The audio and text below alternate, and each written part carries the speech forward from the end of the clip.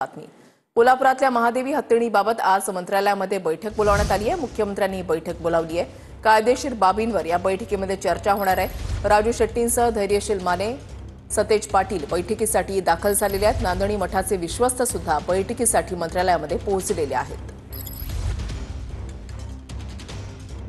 जनभावना पाहता महादेवी हत्तीणीला पुन्हा मठामध्ये आणलं जावं ही प्रमुख मागणी यावेळेला नेते मंडळींची आहे। मात्र हा निर्णय सरकारने घेतलेला नाही, हा निर्णय कोर्टाने घेतला असल्याचं मुख्यमंत्र्यांनी सुद्धा सांगितलेलं आहे। वनताराकडून सुद्धा हे स्पष्ट करण्यात आलेलं आहे। मात्र तरीही जनभावनेचा आदर करत या बैठकीचं आयोजन करण्यात आलेलं आहे। रिपिटिशनला आम्हाला स्कोप आहे।